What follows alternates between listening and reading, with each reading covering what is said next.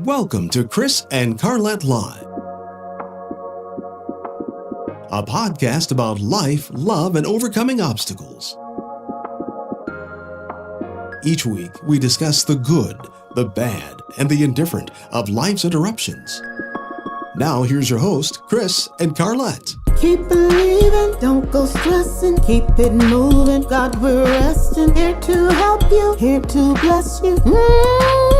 With God on our side, CNC Life.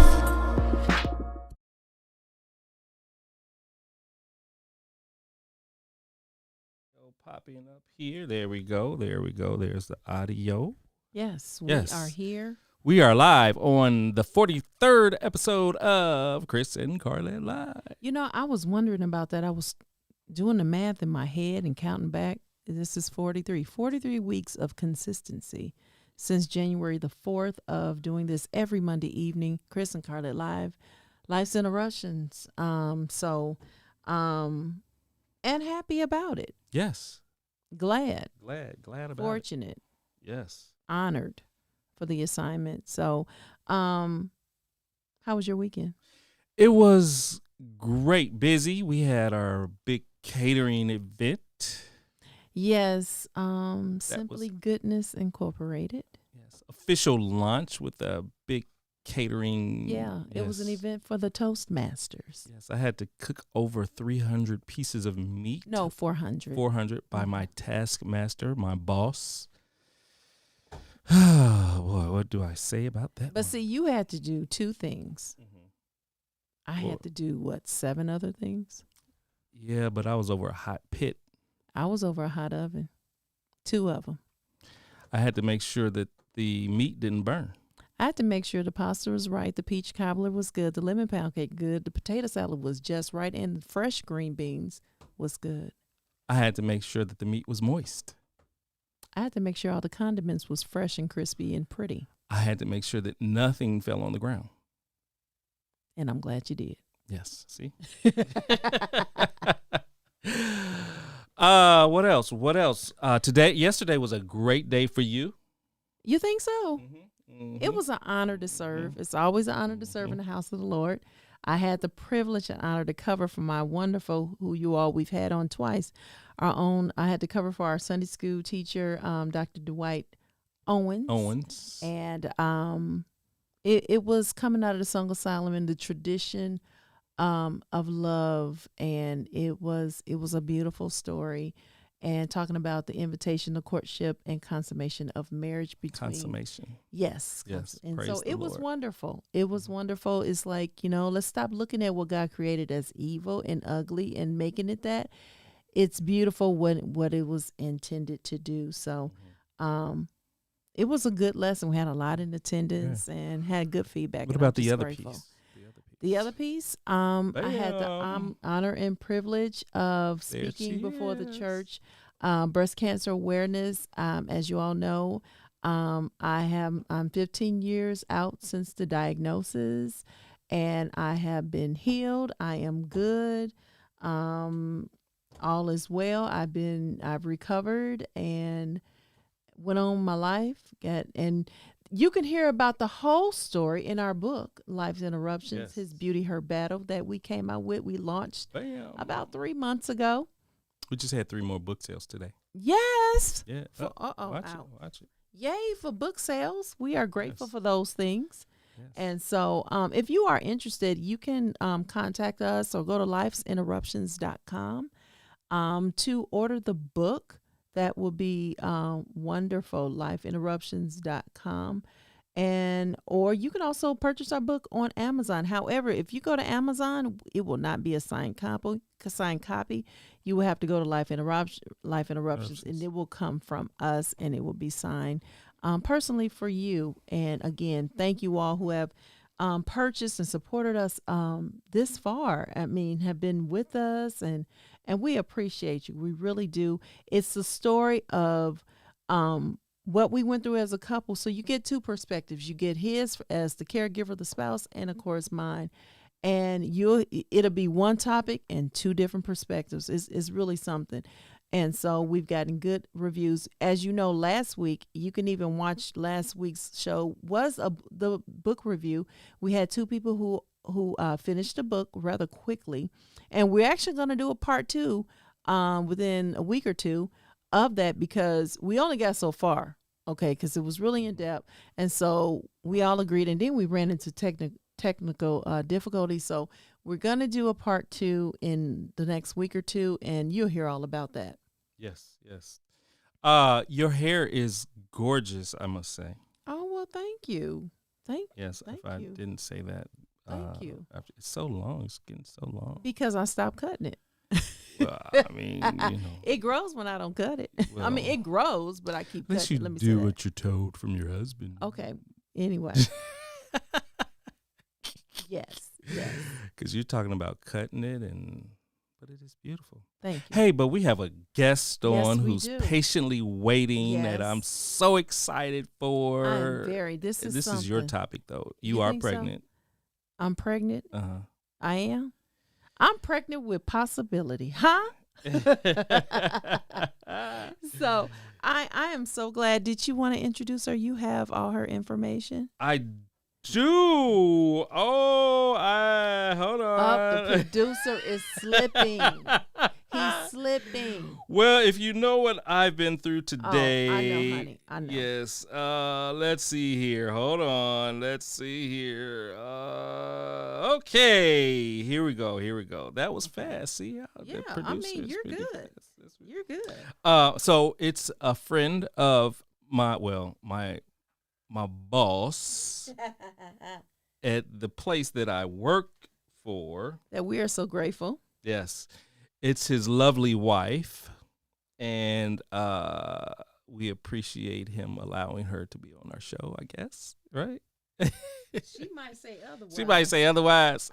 You appreciate me for agreeing to be on here. Hello. So her name is Jennifer Kamel. Kamel, yes, yes. Jennifer helps prenatal. Here, you read it. There you go. This is your subject. Goodness. Okay, Jen. She likes to be called Jen. Okay, Jen helps perinatal professionals and cesarean parents achieve clarity on the VBAC evidence through her educational courses, continuing ed training programs, and consulting services. As the founder and CEO of VBAC Facts, and let me say, VBAC is vaginal birth after cesarean. Facts, and internationally recognized consumer advocate, her mission is to increase VBAC access through education, legislation, and amplifying the consumer voice. She supports perinatal professionals around the world through her online professional membership, travels throughout the U.S. training perinatal professionals, presents grand rounds at hospitals, and works as a legislative consultant through the U.S. focusing on midwifery, legislation, and regulation that threaten VBAC access.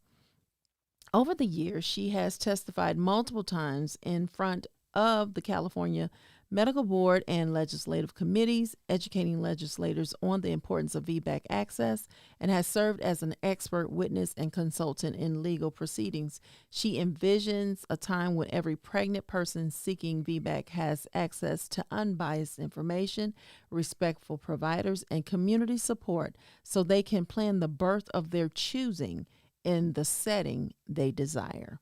Please join and let's welcome her. Yes. Jen. How are you? Hello. Excellent. What a lovely intro. And yes, my husband did let me out of the house today. Yes.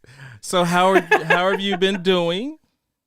Doing good. It's actually raining here in Southern California today, which for my kids is like the most exciting thing to happen all month since it rarely rains here. So they're all excited to cuddle up with a fire and hot chocolate and just relax. Right. They say, what is that coming from the sky? Exactly. Yeah.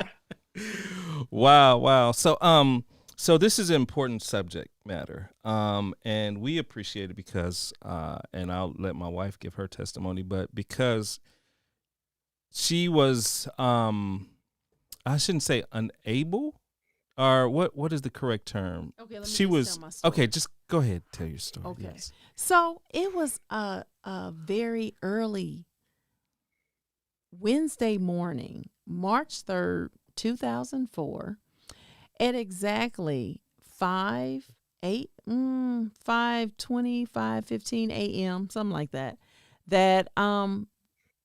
Well, really before all night, they kept moving me from left to right. The nurse kept saying, no, lay on this side. No, lay on that side. And so what happened was, can you find what's Sure. happening right now? Sure. Anything for you, Carlette.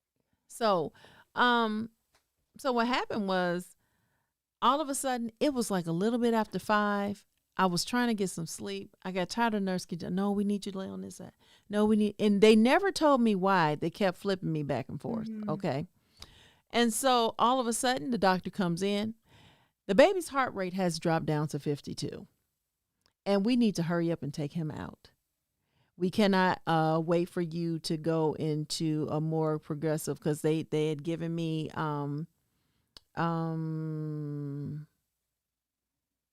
Pitocin? yes, thank you. They had given me that, and it just wasn't working fast enough, I guess. Well, no, I wouldn't say that. His heart rate dropped. But the crazy part is, when she had me go on, let's just say my right side, no, my left side, his heart rate would go down.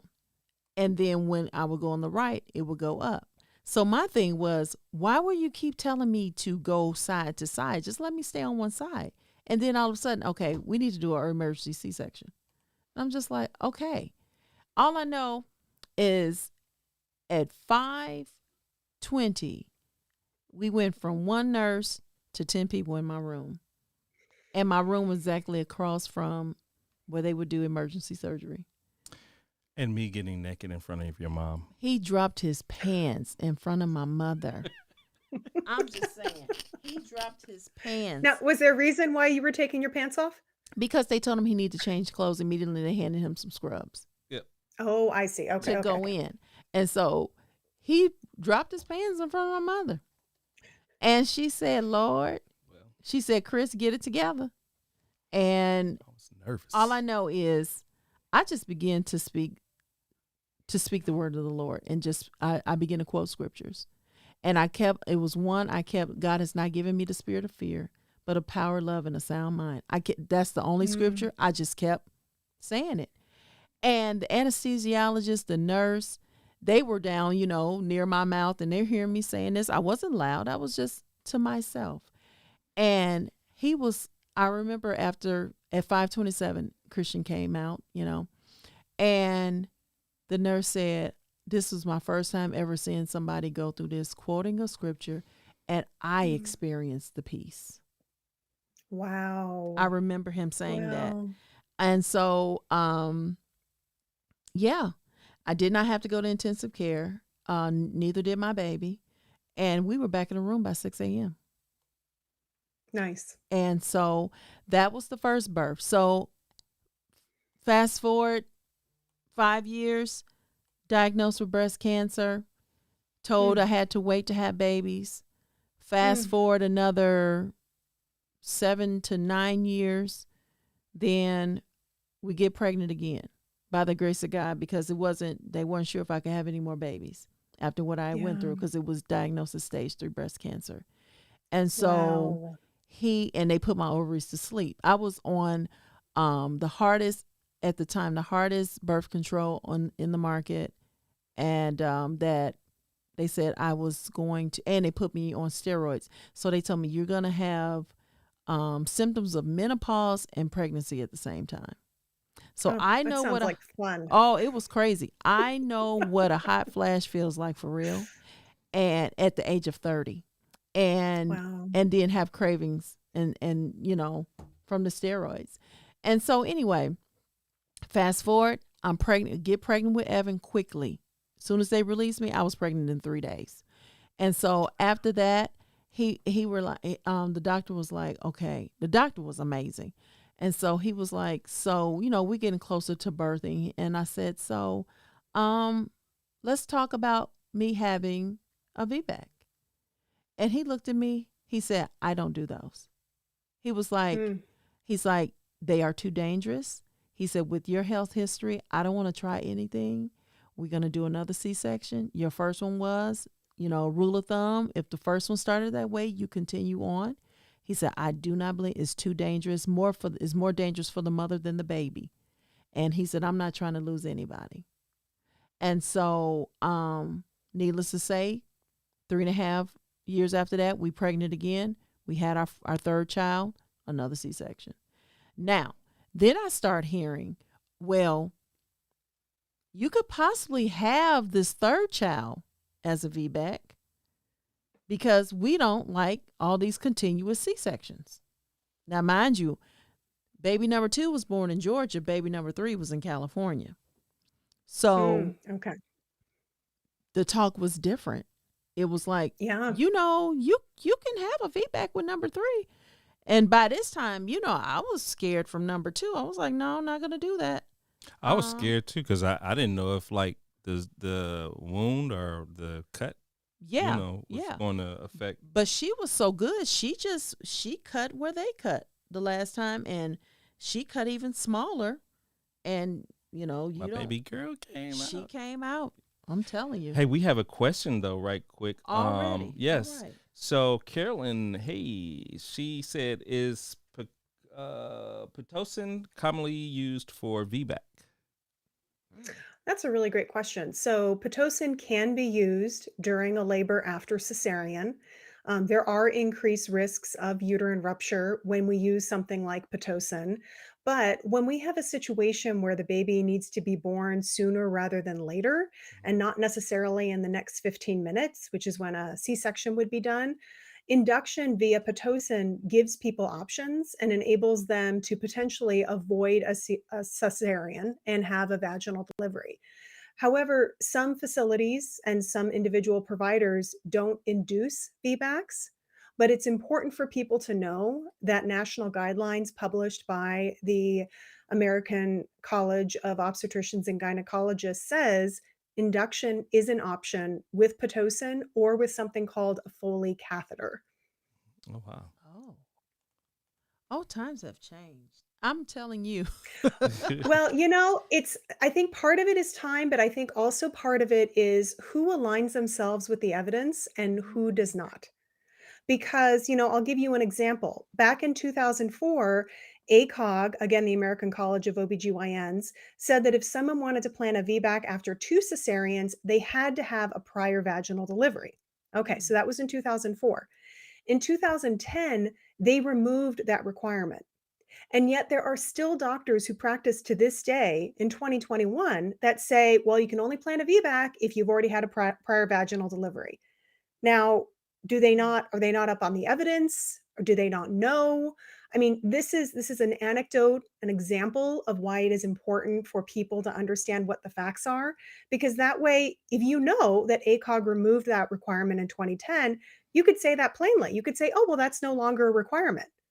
And you can then see what their reaction is. Are they going to fall in line with national guidelines, or are they going to insist on a prior vaginal delivery? Wow. So, okay. All right. So let's go back to my story. So could you understand the fear by the time child number 3 is here and we finally get us a girl, okay? First 2 are boys. Yeah. We finally get us a girl. You don't want to take any chances. And then you're told, you can do this one vaginally. And I'm like, no, that's not what I heard in the research that we did. And I actually, I'm going to tell you the truth. I went back to the doctor and thanked him. I did. Mm-hmm. I thanked him and said, thank you for discouraging me to have a VBAC. I told him. After I read, I'm like, I want to live and enjoy my baby. So I had that mindset going into child number 3. Had I met you, probably would have been different. Probably would. And I'm gonna say this too. My friend Allison, who is my daughter's one of her godmothers, She even told me, she said, Carlette, maybe you should look into that. I remember her telling me that. But she didn't, Mm. she didn't pressure me. She's a sweetheart. She did not pressure me. She was like, because, vaginal birth it's natural.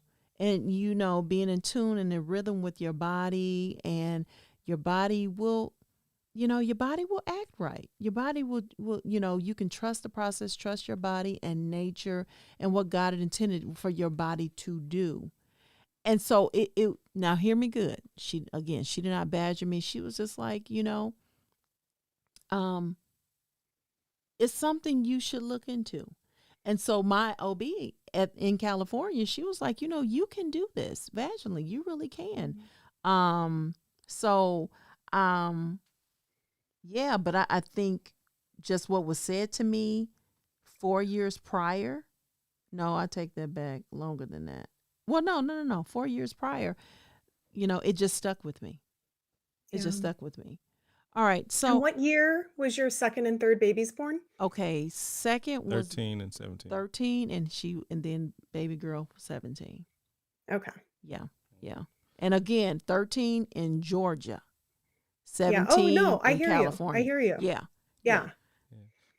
So what are some of the biggest myths about VBACs? Well, I think the first one is what Carlette already said, is that VBAC is unsafe. A lot of providers will present the options as saying simply, like Carlette's experience, this is dangerous. Why would you want to do this? It doesn't make a difference how your baby is born. And what they aren't told is that vaginal birth after cesarean is supported by national guidelines, by the American College of OBGYNs. It's supported by ample evidence indicating that this is a safe and reasonable option for most people. So I think that's first and foremost really important for people to hear, that this is not something that's like hippie. It's not something that's like radical or stepping out of the mainstream. VBAC is mainstream. It is supported and encouraged for people to have the option of VBAC by the American College of OBGYNs. So that would be the first myth. The second myth is this idea that few people are candidates, that you have to have like a baby of a certain size and a pregnancy of a certain length and a labor of a certain length in order to qualify to be a VBAC candidate. And the reality is most people with one prior cesarean are candidates for VBAC. And there's very few things that actually risk you out for VBAC. Things like placenta previa, that's when the placenta is low on the uterus. So it would be between the baby's head and the cervical opening.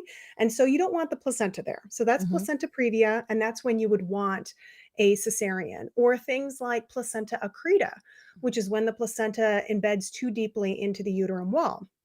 That's another example of someone who would be risked out for a vaginal delivery and have a cesarean.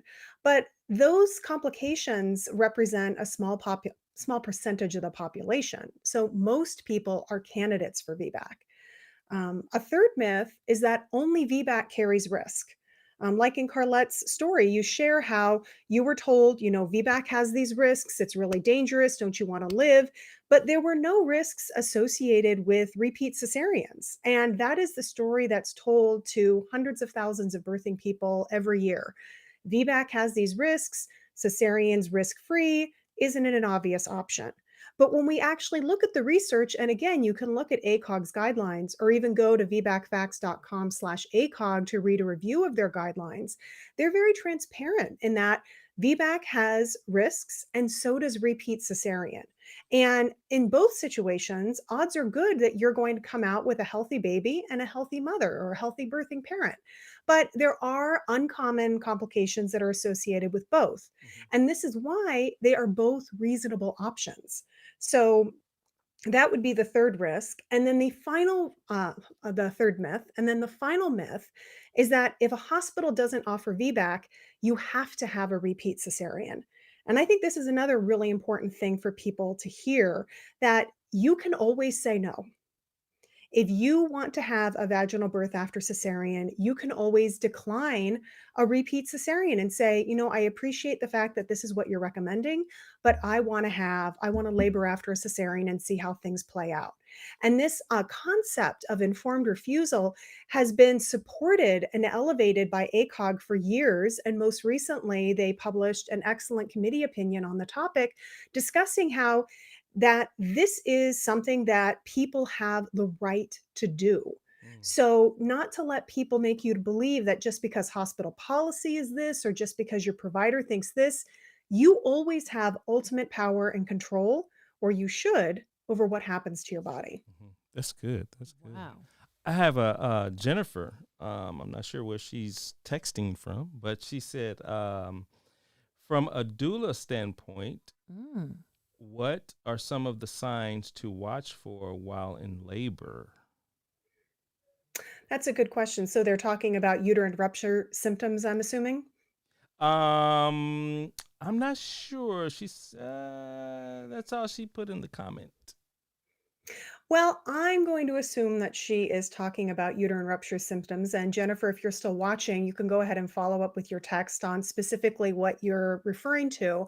But in terms of uterine rupture, the most consistent and reliable symptom is abnormalities with the fetal heart rate. And so that would be the number one thing to look for. Other symptoms are things like vaginal bleeding, loss of station, meaning that the baby might be further down the vaginal canal or further down, further down the vaginal canal or progressing in that direction, and then they move backwards a little bit. Also, things like a bulge in the abdomen could indicate a uterine rupture. Things like referred pain. So sometimes when you have abdominal bleeding, people can feel pain up in their shoulder. That's a really important symptom for people to be aware of, because I've heard some stories of people who've had uterine ruptures and reported shoulder pain, and it was dismissed. So this is Wow. again another example of why it is important for birthing people and women to understand what the facts are, so that way they can advocate for themselves. Because if you are experiencing shoulder pain and you are in labor, that is something people need to take seriously. Wow. And one more question, and then we can get back on track. If Sure. she said yes. Jennifer said yes. All Okay. right. Good. Glad we were on the same wavelength, Jennifer. Right. She said, so one of my question. This is Carolina. Sorry, it's so tiny, you know. So sorry. One more question. My provider is pro VBAC, but I'm being induced at 39 weeks. My research about VBAC, I know they said it's important not to be induced. Mm. So I would ask for the reason for your induction. And we actually write about this over on vbacfacts.com. There's a variety of different reasons why an induction could be medically indicated. And so the question is, does your situation fall in line with that criteria? Or is it a situation where they're saying, well, we just induce all VBACs at 39 weeks because it's not safe to be pregnant beyond 39 weeks, which is not true and not supported by ACOG's guidelines. They say that going beyond 40 weeks is not a contraindication to VBAC. Some providers also say, well, I want to induce you because if your baby gets too big, we want to keep your baby as small as possible to ease vaginal delivery. That is also not a medically indicated reason for induction. So I would sit down with your provider and just say, hey, why are we scheduling this induction? Why can't I wait to go into labor spontaneously? Because we know two things with spontaneous labor. First, people who labor spontaneously have the highest VBAC rates. So your odds of having a vaginal delivery decrease with induction, and also your risk of uterine rupture increases. So this is one of the reasons why, if there's a medical indication, induction should be on the table. But Down some facts today. I'm loving the passion. Yes. I'm grateful for your concern in your passion about this topic. I'm grateful that you even care. Seriously, I am so grateful that you even care. Wow. Okay. Let me see. Let me get okay. Can you prove anything with a study? Ooh, this is a good question. So, a lot of people say, well, you can prove whatever you want with a study, right? Because Mm-hmm. people are saying there's a study out there that'll prove anything. But when we look at the medical evidence, it's not just proving what we want with a study. Say things like uterine rupture with induction, even. We can look at a specific one study on uterine rupture with induction, and it might come to a specific conclusion. But then you look at another study on uterine rupture and induction, and it comes to a different conclusion. Well, what do you do with that, right? So, Mm-hmm. what we do at VBAC Facts is that we look at all the research on uterine rupture and induction. And we're able to tell you, okay, this is the reason why this specific study is strong. And this study, its conclusions are weaker. But when we look at the totality of the evidence and we look at the studies that are strong, what does that information give us?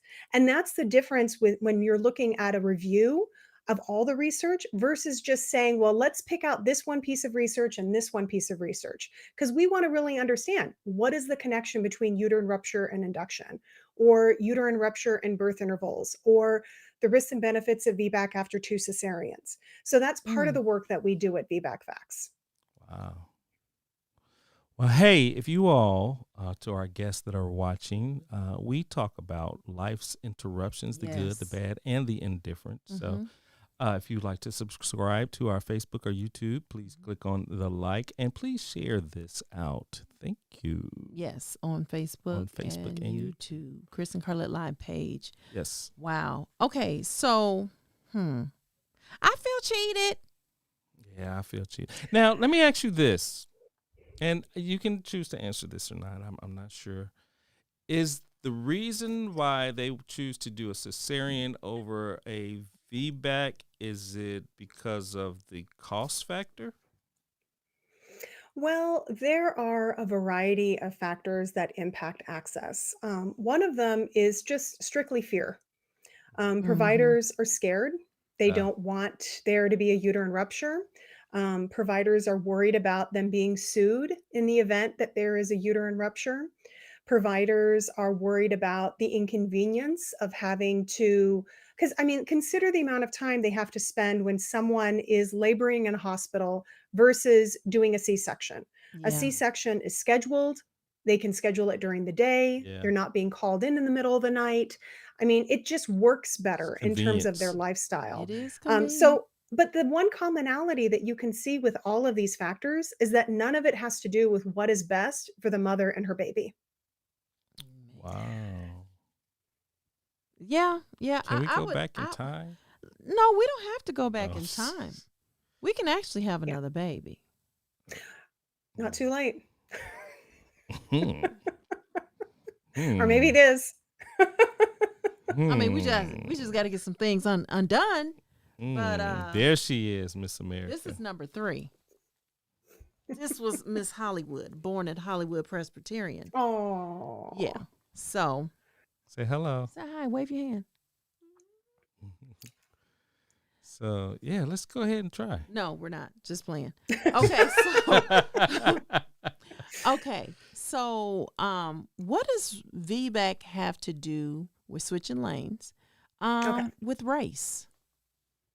That's a really great question because one of the things that impacts access and outcomes is racism. And Mm. that is baked into, and not that I need to tell you this, but that is baked into tools like the VBAC calculator. And I don't know, did you guys ever hear about the VBAC calculator when you were pregnant? No. No.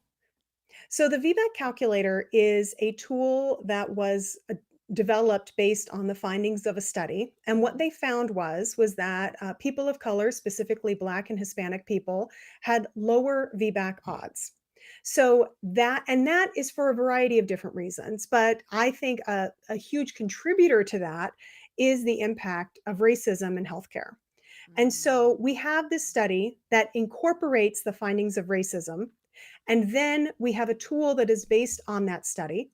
And so then we have a tool where people plug in all these various factors to see what's the likelihood of you, individual person Carlette, having a VBAC.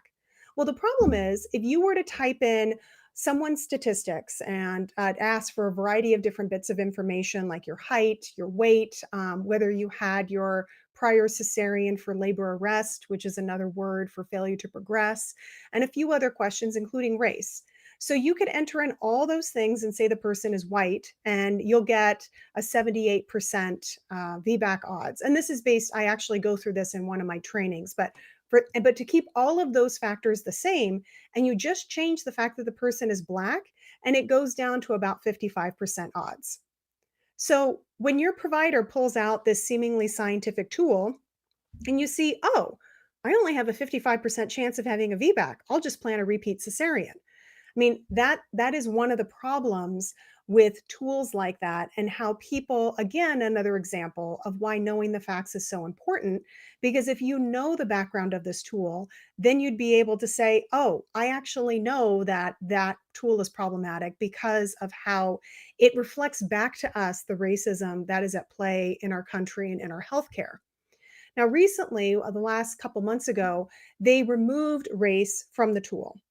The problem is just like when we talked about the VBAC after 2 requirement from 2004 ACOG guidelines, it takes about 17 years for new evidence to trickle its way down into clinical care.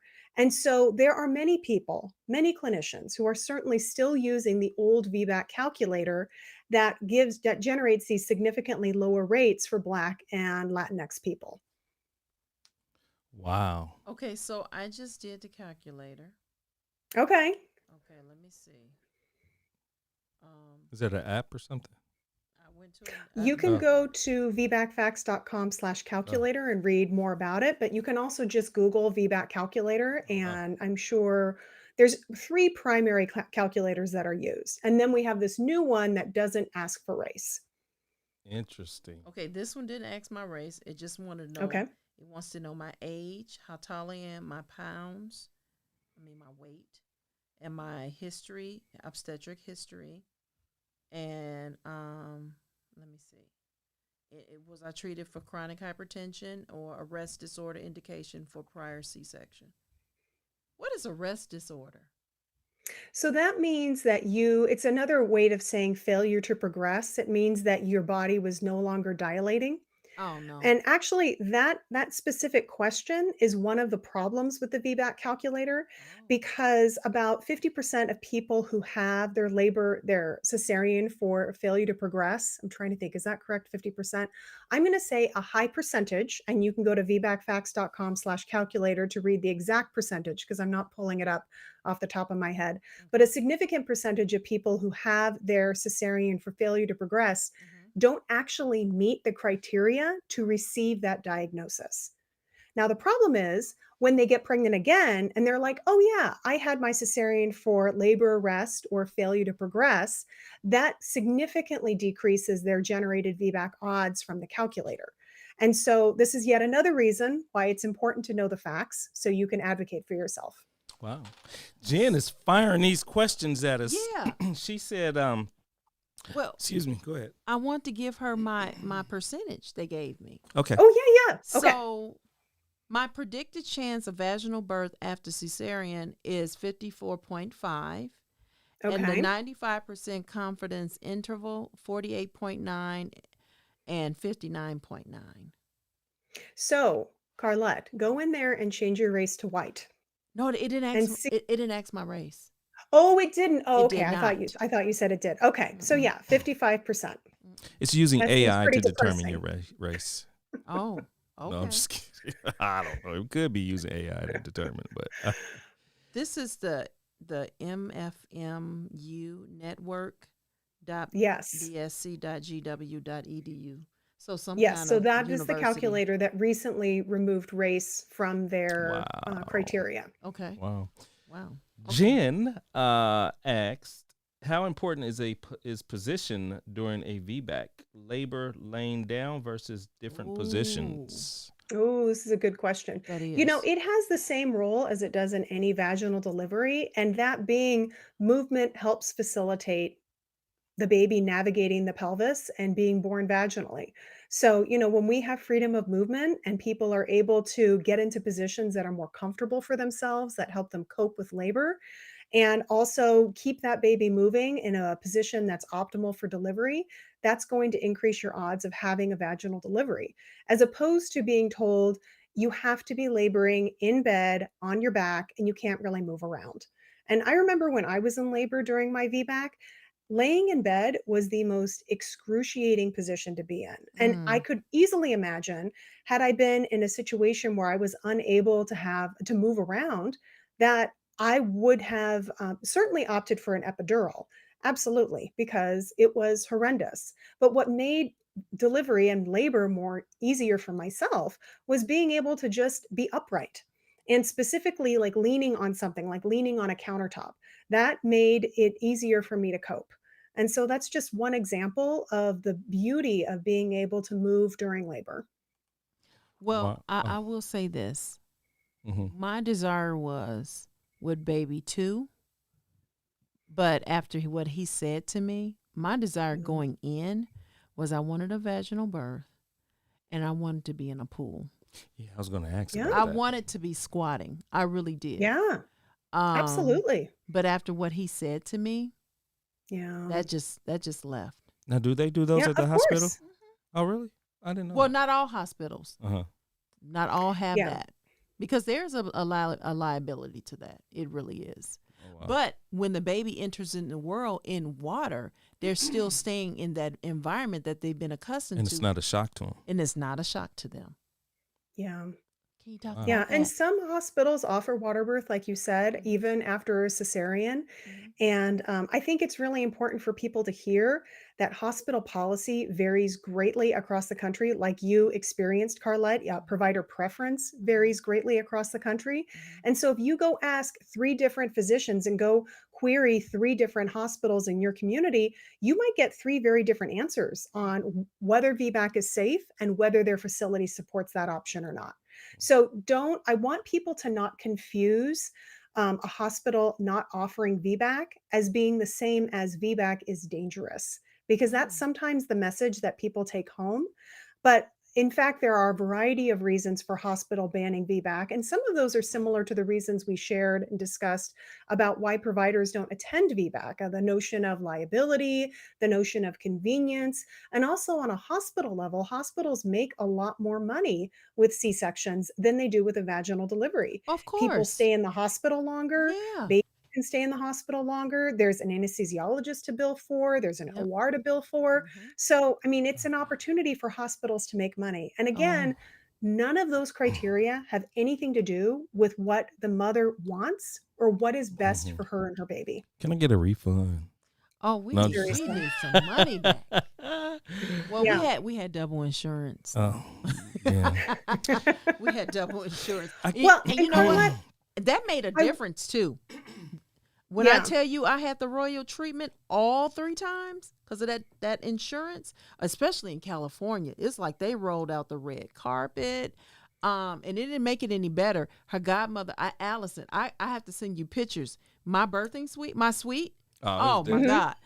Listen, I had a nurse come and ask me, she said, "Who are you?" Because the way Mm, that, and I had a corner suite. I wish I could find some of these I pictures. promise you. And because Allison, she had fresh flowers. She had aw, balloon arrangements. She had a table with refreshments. She, mm, I'm telling you, with her black and she had not stones, but she had like some bling around, and it was pretty, and it was pink and black and the greenery, and she transformed my room. She had candles. Seriously. nice. So the nurse, and people were coming in my room just to see. We heard about your room. Then somebody just had the nurse say, "Who are you? What do you do?" Yeah. I have some more questions. One is for Debbie. She's on Facebook, and she said, "Is there a time factor between pregnancies as to whether you have a VBAC?" A very good question and one that we get a lot. So you can read all the facts at vbacfacts.com and search for birth intervals.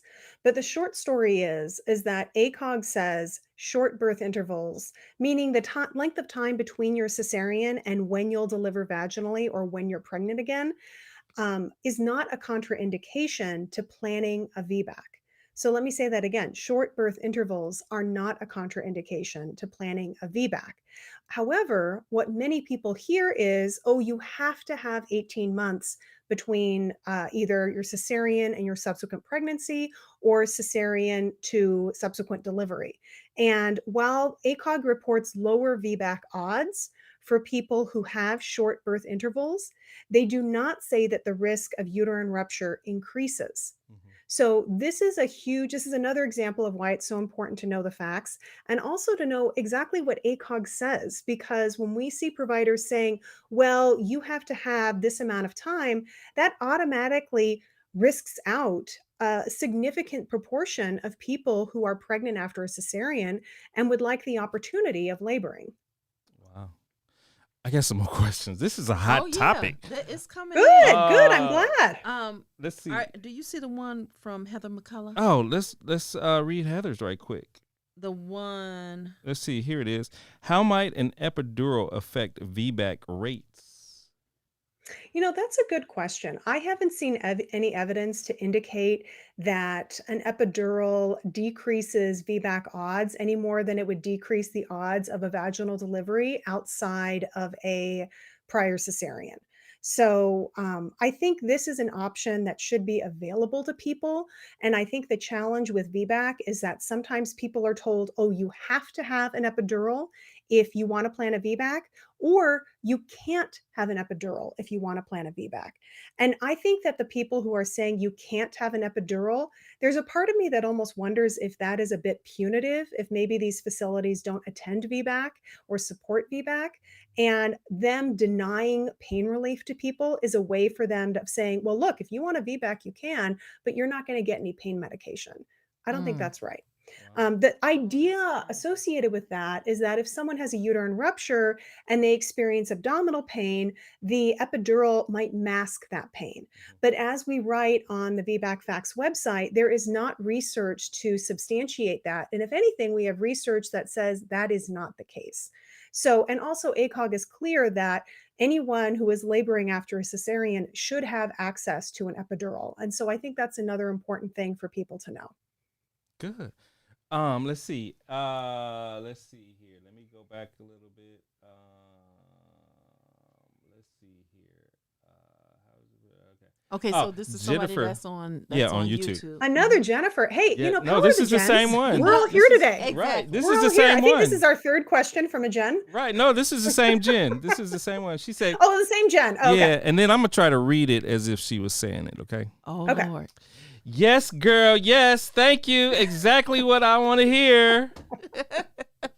Okay. Did I? Okay, you probably should have let me do that. I'm just saying. I think you just broke a bro code somewhere. Tim, I know you in the back. Tim, I know you laughing. That was a bro code. He just listen. That was a.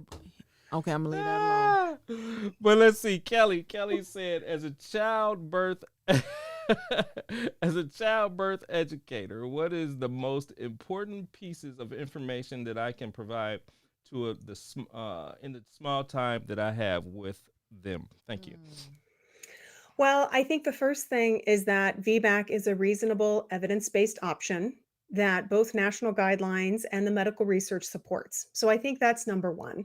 I think number two is to tell them that the most important decision they can make when they're pregnant after a cesarean is who they hire to attend their birth.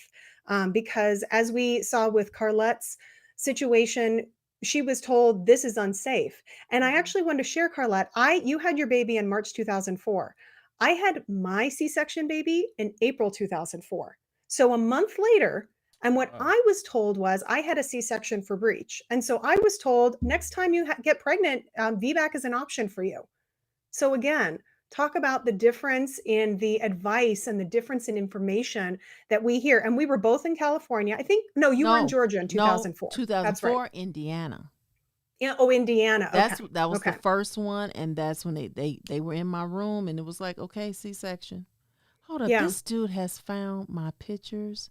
Is that the first birth? Oh. Which birth? This is the Cali birth. Oh, that's California. Oh. Girl, let's see. Oh my goodness, he didn't found it. But I was cute. Here, I got to look at my screen. Oh, you're sharing Okay. the pictures? Yeah, He's I'm about about to. to. I'm He's about to to. Oh, share. okay. Let me Okay. see. Let Well, me. when you show the pictures, I'm going to look that way at my screen so That's I can fine. actually see. Let's see. All right, here we Oh, go. now it's just me. I'm going to look this way. He's about to. There she. Wait a minute. There she is. Oh. I was give into the room, and then I think you're gonna show. Okay, now you're about to see decorations. She look like me. Wow. Wow. Is that a cake? Yeah, it was a cake. Oh, how Congratulations, lovely. guys. Oh. Look like you or your brother. That was close. It looks like me. That's our oldest son right there, and That's Auntie Sherelle. yeah, and where's Evan? And there's Evan. There's Evan. Christian. He had him some Wendy's. He was fine.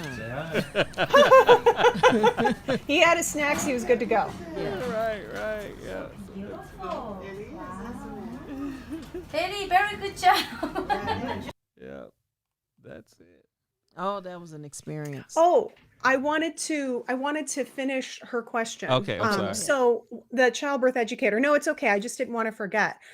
Because for perinatal professionals who want to get all the evidence on VBAC so they can confidently communicate it to their clients, and I would invite you to join the VBAC Fax Professional Membership, where we have trainings, continuing education trainings. I am a nursing continuing educator. And so that offers CEs for not only nurses, but also midwives, doulas, childbirth educators, and anyone who accepts nursing CEs, as well as our patient handout series. So we have handouts on a variety of topics regarding VBAC that you can integrate into your curriculum, and grand rounds, expert interviews. It's the one-stop shop for the best information about VBAC. And so I welcome you to join us at vbacfax.com/membership. So to review, we said, know that VBAC is a reasonable option. Who they hire is of utmost importance. And I would say the third most important thing for them to know is that as is the case before or after a cesarean, they always have the right to decline. You always have the right to say, I don't Wow. want to have a vaginal exam right now. Mhm. I don't want to have a C-section. I don't want to have an induction. And during that conversation should be then, okay, so here are the risks and benefits of you declining any of these interventions. But ultimately, people should have that right respected, because if we cannot control what happens to our bodies, that turns us into womb pods, Wow. right? We're no longer human beings. We are just vessels for babies. And I love my children, but I am more than a vessel. Wow. I see you are on fire. I am on fire. And I'm so grateful for this. Yes. Would you say this is like your life's calling, your ministry? It is, absolutely. You know, the absolute injustice that I see happening every single day to people is so not right. And I got to experience that when I was pregnant after a cesarean, and my OB had planted that seed of, hey, you can have a VBAC. And then I went out into the world and everyone's like, VBAC is so dangerous. Are you crazy? And so I was fortunate in the sense that I had an OB who was honest with me and who was supportive of me and let me know that I had options. Many people, such as yourself, Carlette, were never given that information. We're told they had no options. And so for me to have that sort of foundation of I have options, and then I go out into the world and see all these people who are told you have no options. You're a selfish mother if you don't plan a repeat cesarean. Do you want your baby to die? No one gets a medal. You know, all of the things that we hear that really diminish people's desires, their experiences, their values.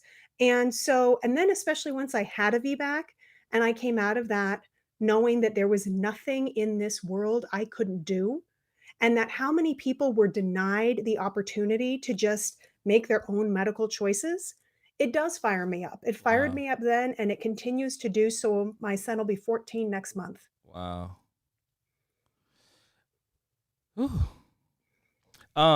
Man, I wish I knew you. Yes. Like 5 I years know. ago. Let's see. I hear you. They knew each other. Yeah, me and Tim was hanging I out. know. Well, you know, I think I see. So part of my mission is for men to talk about birth more. And for men not to be afraid to say the word vagina. That's And for good. men to say, hey, I heard about so-and-so. And just like your friend Carlette, who was like, hey, you can do this. It's an option. There's a difference between sharing information, but holding space for people to make their own choices versus berating and haranguing people. And so our mission at VBAC Facts is just for people to know that they have options. What you do with that information is completely up to you. But having options means that you know what the facts are, and then you have access to clinicians who will support you. And that is a very challenging thing because VBAC access varies considerably from provider to provider, from hospital to hospital, and from state to state. And so this is where getting into the community and talking to people in your community like doulas or childbirth educators and saying, hey, who are the providers in the area who really support VBAC? And increasing your odds by choosing providers who are already on your side rather than people who are going to try to coerce you into a repeat cesarean. Wow. Ariel said she had an OB to tell her that it was better for her mental health that she doesn't attempt, or better for their mental health that I not attempt a VBAC. Wow. Yeah. Oh, Ariel, I'm sorry. And then let's see, Heather's so good. Partners and men knowing this, advocating and supporting. I'll say vagina anytime. Right on. Yes. Hey, it's just a word. It is just a word. And, we don't feel any shame or weirdness about saying nose or elbow. And I think modeling that behavior for our children of that, there's no good or bad parts to our body. Mm-hmm. Our body is our body. And, to just be honest and accurate about what we're talking about. And I think that follows us from when we're children, particularly little girls, all the way up to when you are pregnant and you're going into labor, is just feeling like my body is something worth honoring. There is no shame here. There is no room for shame here. And to bring that spirit into the labor and delivery room or wherever it is that you're laboring, to just bring that honoring, because there is no shame and there is nothing wrong with our bodies. Wow. So again, how can people reach out to you? And is that strictly via your website? Yeah, the website is the best way to connect with us. We're also on social media. We've got a variety of free resources that people can download. We have a VBAC planning checklist at vbacfacts.com/checklist. We also have a uterine rupture myth-busting report at vbacfacts.com/report. We're on Facebook, Instagram, LinkedIn. And I encourage people to join us and join our movement of getting the facts out there. For people who are pregnant after a cesarean and are curious about VBAC or already know they want to plan a VBAC, come check out our course for parents called The Truth About VBAC for Families. And you can find that at vbacfacts.com/courses. And you do public speaking as well, right? Yes, I did. My last event was a week before California shut down for quarantine. Oh, wow. So it was in what was that, March of 2020 or April of 2020? I think it was maybe April. But yeah, I have crisscrossed the country many times speaking to hospitals, various doula groups, midwives, nurses, physicians, childbirth educators, families, and sharing the facts so that way we can all work on improving access to care. Wow. Have you ever gone into a church with like a women's group? That's a good question. I have not presented in any churches. I'm trying to think. I think one time we had a church as a venue when we were in New York, and unfortunately it was flooded last minute, and we had to switch to someone's basement, which was just as fabulous and lovely and homey. But yeah, I haven't had any churches bring me out. It's primarily people who are already doulas or midwifery organizations or conferences, that kind of thing. Okay, so the purpose of that question was, I one of my friends told me, she said, Carlette, it's like you're an ambassador. When you find out something, you want to share with your people. And the first of course, other than my family and close friends, is the church. And because in the African American community, that's where we're going to go first. We will go to our pastor first before we go to our doctor. Yeah. That's Yeah. just being honest. We even talked about that in nursing school. That was even a test question. I hate to say this, it was a test question that all the black people got right. That is really powerful to know. I did not know that. Oh yeah, yeah. hmm That's why it's so important for our pastors to get educated. Not necessarily you have to get a degree, but go to some classes, take some Well, yeah. virtual, because to see why and encourage people, your parishioners, go to the doctor. Now our pastor is a doctor. And he, like when I did my talk yesterday to the church, he came right behind me and he backed me up. Oh, Yes, go to the doctor.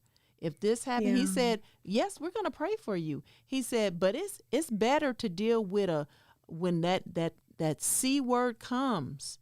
Yeah. It's easier to pray for an earlier stage than a later stage. Yeah. I mean, he was just Yep. really transparent with the people and telling them that information. And so, our church Mother Muriel just came on. Mother Muriel Weston, I'm telling you, and sweet woman of God. So, I challenge churches to get to Jen Kamel. If you don't know how to get to her, call us, inbox us. We'll connect you. Those in California, everywhere, and because we do have breast cancer awareness month at churches, and it is pinked out. Like most of the women, we wore all pink yesterday. We were all in Yeah. pink. Even the men wore pink. A lot of them wore pink and gray. It was really nice. We need a vaginal birth after cesarean month. Wow. Yeah. Is there a month for that? You know what? There is not, but Okay. I think you are onto something here. And I would also urge, Black doulas and Black midwives Yes. who also know the facts to reach Yes. out to their Yes. pastors and use this as an opportunity to get this information out into the community. And in that spirit, one of the things I wanted to be sure that I shared today, and I want to get the URL right. Mhm. So there is a directory of Black midwives and doulas that has been created for Black women who want to receive culturally competent care, and Okay. that is sistamidwifedirectory.com. Sister And so, midwife. I'm typing it in. good. And so Midwife. that way people can look up providers who are in their area and find someone who is a doula or a midwife practicing in their area. Let me repeat that. Sister Yes, midwifedirectory.com. that's right. I just did that. Oh, I like that. I was sharing with the ladies, during the month, the congregation, during the month of October, if insurance is an issue, you can get a free mammogram really good in the month of October. So one Mm, of the organizations I shared with them was Sisters by Choice. And I believe I'm saying that right. And so the thing about that is I'm glad you said that. The more information that we can get out there, that's one of the goals of our show. Is every topic you walk away with information, a resource, an answer. Let's start the conversation. See, we've started a conversation. So I'm going to say this, okay? And maybe you can help me with this, Jen. I want a show with midwives and doulas. yeah, absolutely. I do. Absolutely. I think I that's want to. really important for people to understand the difference between Yeah. midwives and doulas, what midwifery care looks like. Mm-hmm. Yeah, we need a show. We need a part 2 to this, and it's going to be the midwife and the doula. Yeah. So if you know of any, Oh, I do. of course you would. What am I doing? Yeah. Now see, now you got my juice. Yeah, we're going to bring in the mid. So is there a difference between a midwife and a doula?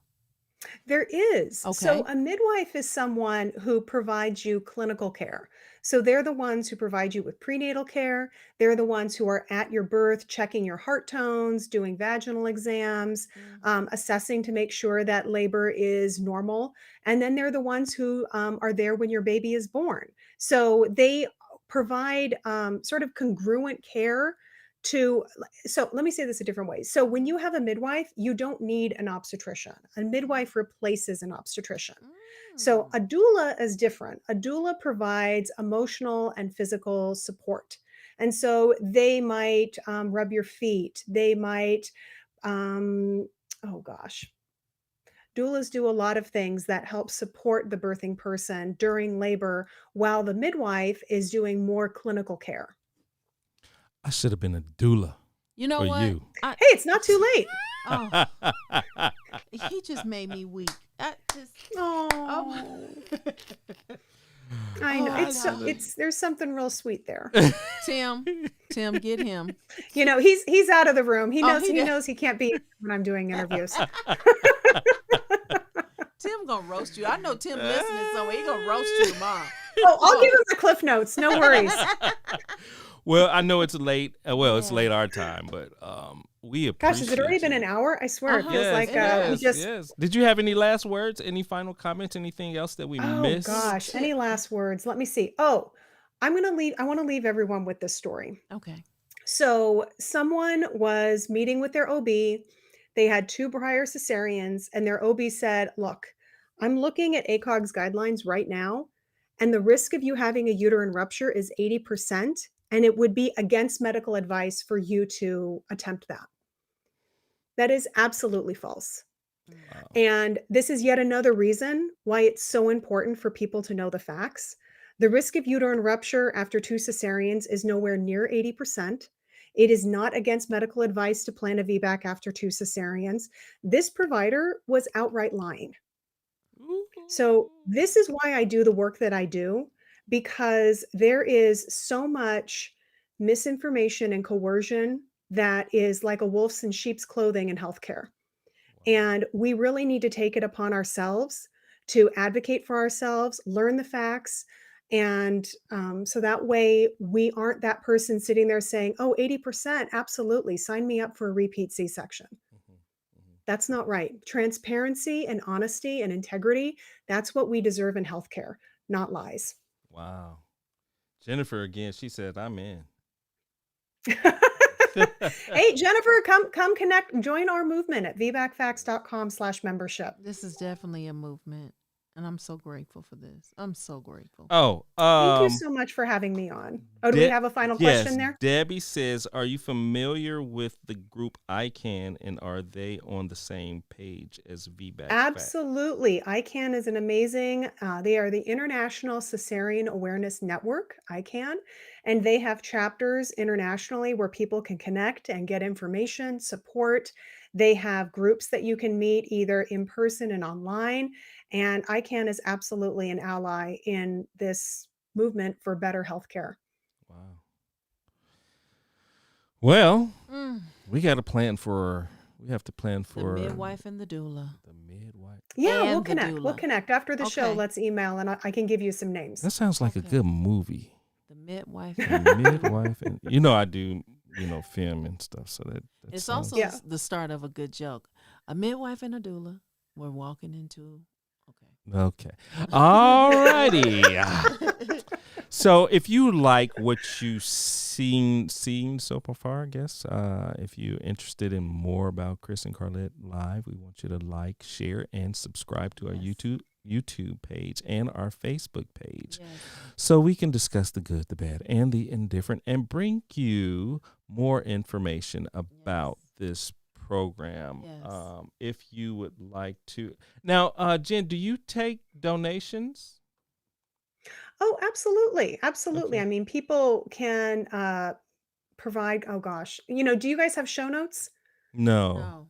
No? Okay. I'm trying to think. I'm trying to remember what what you can do? You can go to, let me make sure I'm giving this, academy.vbacfacts.com.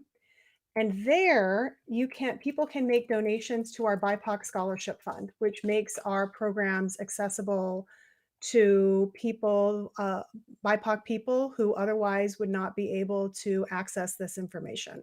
And I'm pretty sure, let me make sure that is actually correct. Don't you love doing these things on the fly? It's so Right, fun. right. It's the Absolutely. best. It's the total best. Yes. So go to academy.vbacfacts.com and you'll see our BIPOC Scholarship Fund, and people can make donations there. And I would very much appreciate that. We fund those scholarships internally. And so any outside support that we can receive is greatly appreciated, because we are able to reach so many people and enable them to have the facts so they can advocate for themselves and choose the birth that is right for them. Wow. Okay, so you said it kind of fast. So I got academy.vbac Facts.com. facts.com. All right. I'm putting it in the chat. Well, we thank you. We'll call Thank you you. in In a couple of a minutes. couple of minutes, I guess, Yeah. and just to Sure, say thank you. And let's see, something else jumped. Okay, but we want to thank you formally and appreciate Tim as well. And thank you for all who joined us, the new followers. I did want to say Carolina Ruiz.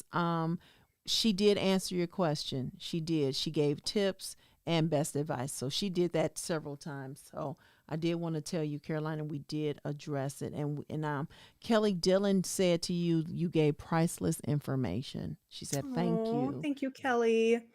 Thank you. I'm so glad you are receiving this information now. There's so many people like Carlette who say, I wish I would have known you then. I wish I would have known this information then. Mhm. And so it's really getting this information out to people before they get pregnant again. Mhm. So that way they know what their options are. All righty. Well, thank you. So our daughter's walking in again. She wants to make a cameo.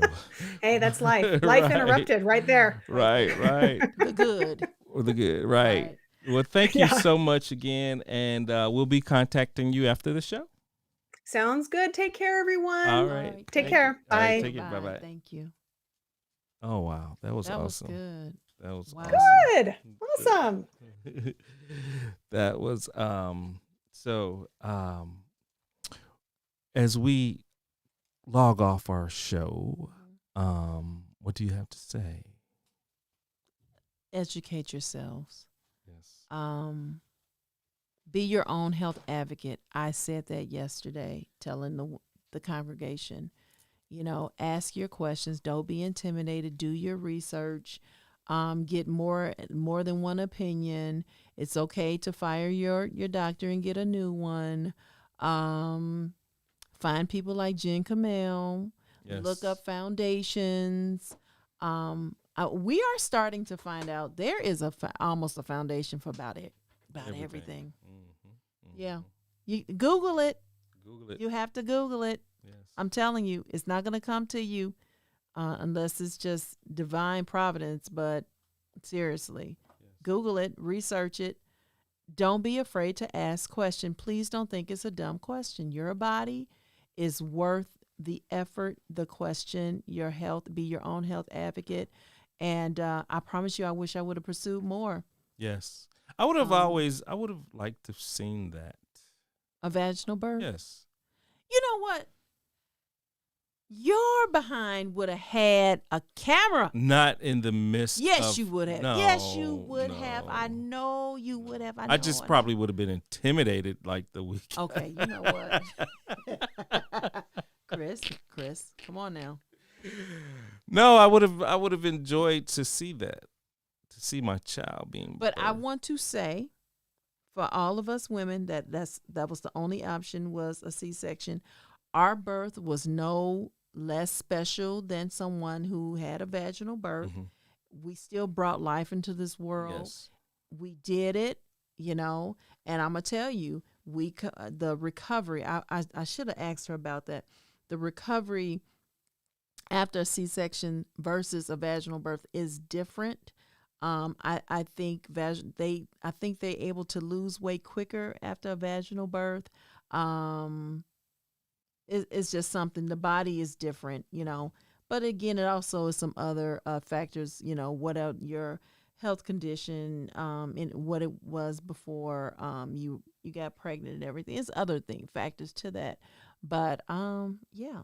Wow. I'm really, my head is just spinning with all the facts and the information. And I'm trying not to think about it for myself, because my time, I did it. Okay, I did it. I did 3 You have C-sections. 3 lovely I have 3 children. beautiful children. They are healthy. That all look like their dad. We didn't have, you know what?